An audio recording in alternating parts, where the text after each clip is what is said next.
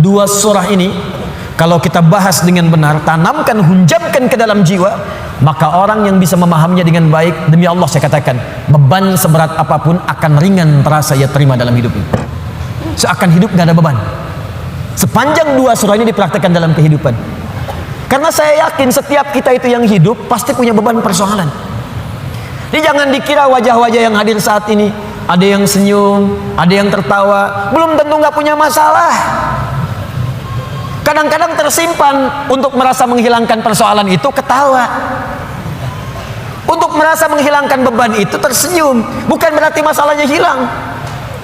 Dan yang paling berat adalah hal-hal yang tidak kita duga sebelumnya, masalah itu hadir di sekitaran orang-orang dekat kita tersendiri.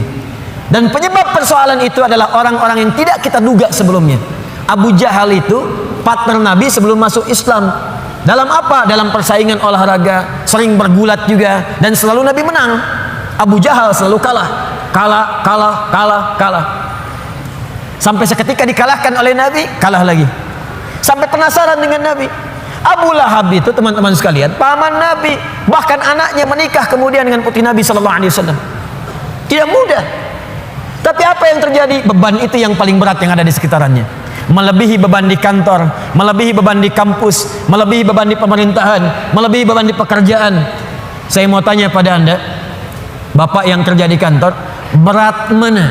Maaf ya, berat mana menghadapi pekerjaan yang rumit di kantor atau istri yang selalu cerewet? Maaf Bu ya. Atau ibu deh, berat mana menyiapkan masakan dengan suami yang sering marah-marah? Amin. Tidak mudah. Karena itu kalau yang berat saja sudah ringan bagi diri kita, maka yang kecil nggak ada apa-apanya. Yang kecil tidak ada apa-apanya. Dan teman-teman mohon maaf ya, selama kita hidup, fitrah kehidupan itu bersanding dengan ujian dan masalah, supaya kita dapat pahala. Bukankah dari masalah itu kemudian ada kesabaran? Bukankah karena masalah Anda rajin tahajud? Besok mau ujian di kampus, malamnya tahajud. Silahkan cek. Besok mau promosi jabatan, baru baca Quran. Besok ada proyek mau lelang, baru puasa. Bukankah dengan semua itu bertambah ada motivasi untuk mendekat kepada Allah?